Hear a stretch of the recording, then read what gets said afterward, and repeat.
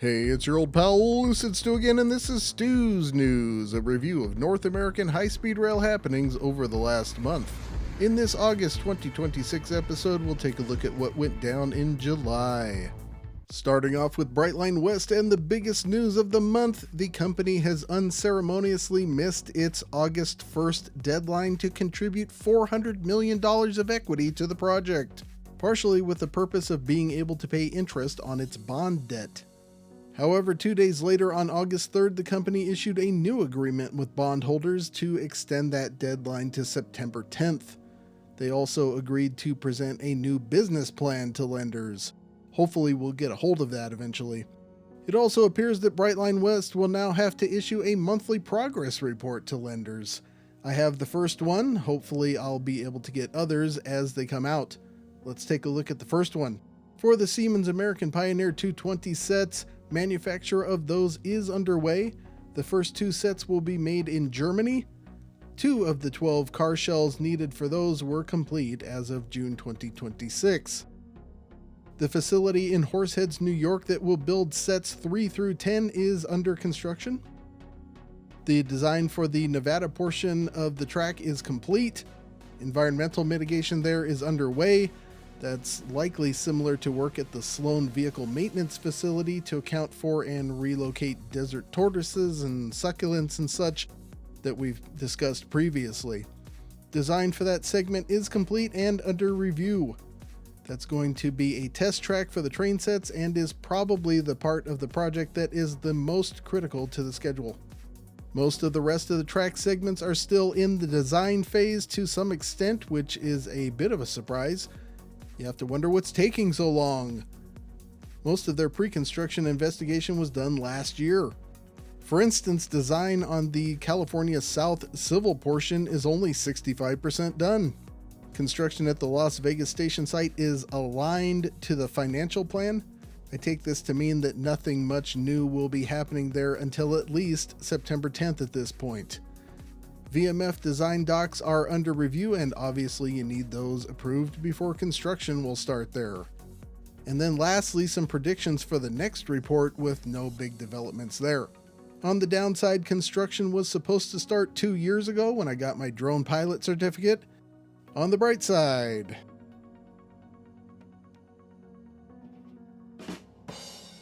the project isn't dead yet. We'll see what happens. Moving on to Brightline in Florida.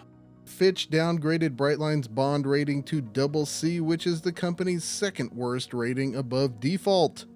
Furthermore, Fitch notes that Brightline's cash reserve accounts are depleted and that some form of default is likely before the end of the year.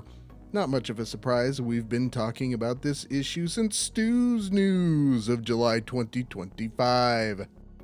And relating to that, Brightline has once again managed to delay interest payments on some of its debt not once but twice in July. And once more in August. Very short-term delays as Brightline works behind the scenes to negotiate its best possible deals. Overall, it looks like some kind of restructuring may occur soon. However, Brightline maintains that they are continuing to pursue new equity and credit that may stave that off. We'll see what happens. In other news, as Brightline operations continue, the company has brought back multi-ride passes, $239 for 10 rides between Fort Lauderdale and West Palm Beach. No, this is not a commercial, and I am not affiliated with Brightline. The city of Cocoa is still working on a Brightline station. Cocoa has received $2 million from the state of Florida and is also hoping to receive nearly $60 million from the Federal Railroad Administration's National Railroad Partnership Program. Those grants should be announced any month now after being delayed for a year and a half by the Trump administration. Now let's see how Brightline service did in June. Keep in mind, these investor reports run a month behind. Brightline continued its streak of 15 to 20% gains over 2025, with ridership up 15% in June. That led to a 15% increase in revenue as well. Once again, premium class led the way thanks to Brightline's recent premium capacity expansion and minor rate cuts to help convince smart level riders to upgrade. In fact, among long-distance riders, premium accounted for all of Brightline's revenue gains. That's all for Brightline, but we'll stay on the East Coast and see what's happening with Acela and the NEC. Amtrak had a board meeting on July 29th. Let's cover the relevant topics in order. First of all, the board bid adieu to Roger Harris as he steps down from the agency's presidency and chairmanship. He will be replaced by 27-year Amtrak veteran Bill Herman. This was actually announced back in May, but took effect on July 31st. For the Hudson River Tunnels project, last month someone was commenting on why would they fill the new Hudson Yards casing with sand. Well, it's because these roofs are expected to be 10 feet thick in order to help bear and distribute the weight of some very large buildings on top of the tunnels eventually. You know what, the PowerPoint for this meeting just about covers the NEC infrastructure news for this month, so let's keep going through it. The Dock Bridge project got a notice to proceed and a contract was awarded to Skanska. The Dock Bridge is actually 3 side-by-side movable bridges carrying 6 tracks over the Passaic River right next to Newark Penn Station in Newark, New Jersey. These are 90-year-old lift bridges. Amtrak got permission from the Coast Guard to not open them, so they will be converted into fixed bridges, which will greatly increase reliability and their lifespan. That's expected to be done in 2028. New maintenance facilities are continuing to go up in Boston and Philadelphia. Those are important because maintenance capacity is a major choke point for introduction of Amtrak's incoming Aero train sets. Amtrak has accepted its 15th of 28 Acela sets. 14 are currently in service. All 28 were supposed to be accepted by the end of the year. Will they make it? Let me know in the comments. For the East River Tunnel Rehab Project, the first of 2 tunnels is currently going through commissioning. That is supposed to open mid-August. There will be a short break, and then the second of the 2 tunnels they're repairing will go out of service near the end of the year. That one should be up and running again by the end of next year, 2027. Get ready for some track outages. The second track for the Portal North Bridge will be cut over starting in October. That's going to take a track out of service for 5 weeks, resulting in significant frequency reduction. Commuters in the area just experienced that earlier in the year when the first track was cut over. Amtrak has a bunch of other projects that will coincide with that outage to take advantage of the reduction in service. It could be a painful 5 weeks. Just hope nothing goes wrong. Hot on the heels of that, there will be a year-long track outage around the Connecticut River Bridge near Old Lyme, Connecticut. Work on the new bridge will apparently be too close to the old bridge to safely operate the track nearest to the new bridge. Doesn't make a lot of sense to me, but you know what would have fixed that? Designing the frickin' thing so it wasn't right on top of the old bridge. Just saying. While we're in Connecticut, there are a couple of other things to talk about. Near Bridgeport, the Time 1 project is underway. This will improve curves and add a track to a 3-mile section of the NEC east of Bridgeport. That will bring the track up to Class 6, which can handle 90-mile-per-hour speeds. Not a huge improvement, but when combined with other such improvements, this could improve time between New Haven and New York City by as much as 25 minutes around the year 2040. East of New Haven, Amtrak will be studying how to improve speed between there and Providence, Rhode Island. While Amtrak insists that this is not a continuance of its failed 2017 NEC Future attempt to build a new corridor roughly parallel to I-95 between Old Lyme, Connecticut and Kenyon, Rhode Island, there are only so many viable ways to significantly improve speed in the area. The NEC Future study was roundly objected to by locals. This study will attempt to start with locals and work up from there to find something they can live with. Moving down to New York City, Secretary of Transportation Sean Duffy, the clock doesn't work, hinted that New York Penn Station could use a name change to go along with its renovation. What could the Trump administration possibly name the thing? One thing we know is that the president definitely has no propensity for naming things after himself. If that's what you're thinking, Senators Jerry Nadler and Chuck Schumer would like to assure you that's a hell no as far as they're concerned. What do you think a renovated New York Penn Station should be called? Let me know in the comments. While we're on New York Penn, the Federal Railroad Administration released a new capacity study concluding that it was possible to increase service to 32 trains per hour from 24 within the station's current footprint. The FRA says the main problem here is the station's skinny platforms that make it impossible to board and alight from trains simultaneously. That means passengers have to wait on the concourse to board until arriving passengers have left the platform, which of course takes time. The FRA plans to speed this up by adding more points of ingress and egress to each platform. Another capacity factor is traffic at the interlocking on the west side of the station. This will be partially addressed by the completion of the Hudson River Tunnels project, which will expand the number of tracks under the Hudson from 2 to 4. The 2 new Hudson River tunnels will allow Amtrak to mostly separate out NJ Transit terminating traffic from through traffic by sending those sets of traffic through different sets of tunnels under the Hudson. All of that likely describes a future renovated New York Penn. The ultimate goal for the station is 48 trains per hour in each direction, but that will require further study. Since we've mentioned Sean Duffy, and who doesn't want to go to Las Vegas? The Secretary announced reforms for trains traveling over 160 miles per hour. New high-speed rail will now have an easier time complying with the National Environmental Policy Act in terms of noise impacts.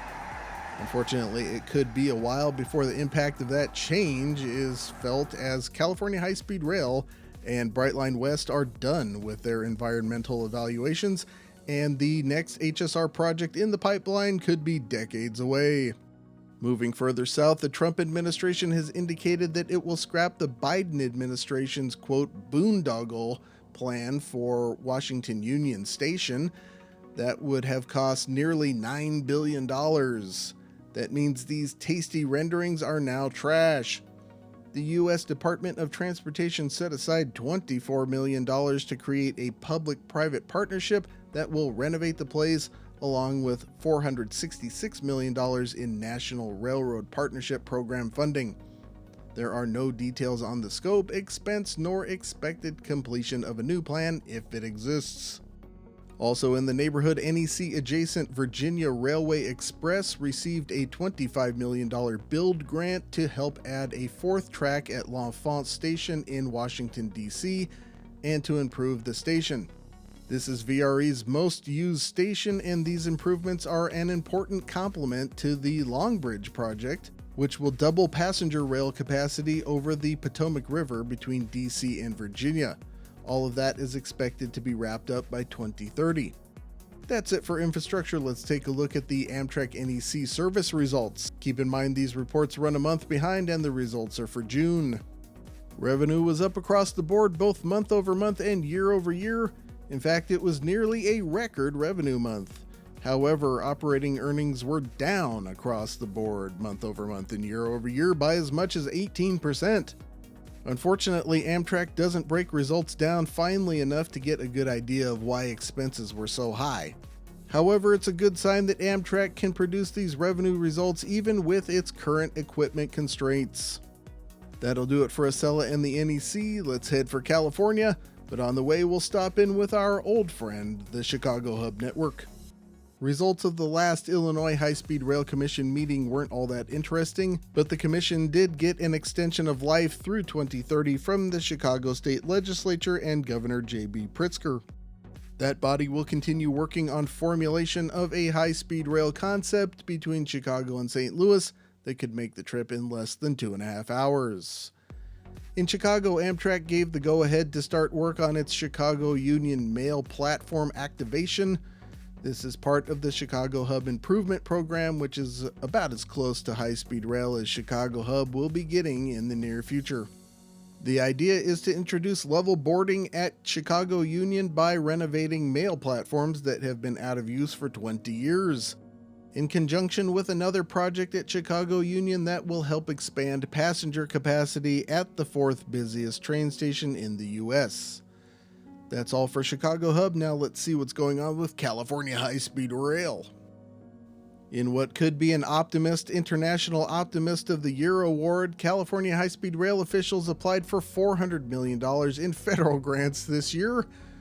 What do you think the odds are that they'll be getting those awards from you-know-who? Especially when the president says he supports high-speed rail, just not California's.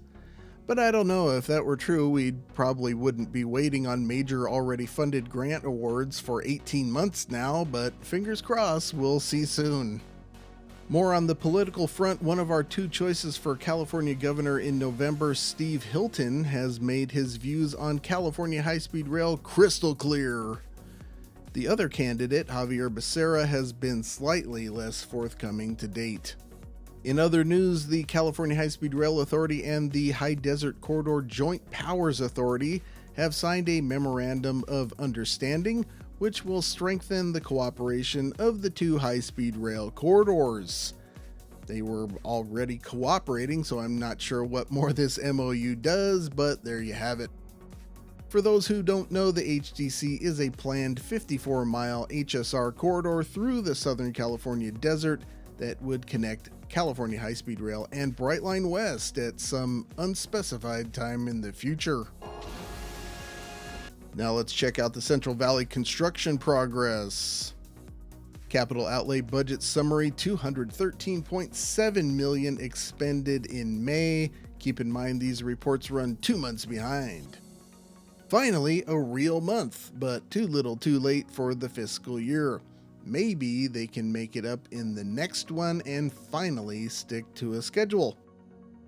Some bad news: major league change orders finally hit contingency, drawing that down to $3.2 billion. Last September, they increased contingency from $1.3 billion to $4.1 billion. They've drawn that down by $900 million in 8 months, so they're good for another 2.5 years at that pace. Design build expenditures really good for CPs 2-3, nothing special for construction package 1. Average daily on-site workers typical at 1,440. Construction progress: structures 65 completed, that is 5 behind the schedule projection of 70. Guideway: 89 of 119 miles are complete, that is actually ahead of schedule. I think that's the first time I've said that in one of these videos. Finally, something to cheer about.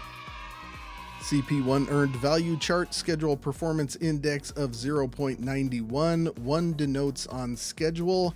Our trend line does not look good in terms of August 2023 completion. You can see here that the Fresno Trench appears to be a major issue, and that is now scheduled to not finish until October of 2027, which is 10 months behind the previous schedule. CPs 2-3, a different story: schedule performance index of 0.98 and gaining ground. They're currently moving in line with the early line, and if this keeps up, they'll be back on schedule as early as September of this year. Completion on that segment is much cleaner, with just about everything set to come in by the end of the year as previously planned. With that, we'll say goodbye to California High Speed Rail and head up to the Great White North for the latest updates on Alto High Speed Rail in Canada. The City of Kingston, Ontario signed a non-disclosure agreement with Alto on July 14th. This was quickly followed by news that Kingston is likely getting a stop. What a shocker! That means the Southern Ontario route is also likely happening. Kingston is a city of 130,000, roughly halfway between Toronto and Ottawa. That would be Alto's 8th station over approximately 1,000 kilometers. That doesn't come without complication though, as the province of Ontario is now threatening to pull support for high-speed rail in a hissy fit over the federal government rejecting expansion of Billy Bishop Airport in Toronto. A bit of cutting off one's nose to spite one's face. We'll see what happens there, but that's all for Canada. Now it's time to check in with Mexico. The government of Nuevo León has partnered with the Secretaría de Desarrollo Agrario, Territorial y Urbano to study land use around future Mexican passenger rail stations on the Saltillo-Nuevo León line, which is currently under construction. As the article states, quote, "The goal is for urban development around the stations to progress in an orderly manner and in coordination with the railway infrastructure," end quote. Similar agreements with municipalities along the future Querétaro-Irapuato line were also announced. That's all for Mexico. Now it's time for Stu's Boo Boos, where I go over everything I missed or got wrong last month. Hey there, no boo boos. That means your gold star boo boo spotting total stays at 31. Silver stars to me for a boo boo free month up to a baker's dozen. It's a palindrome.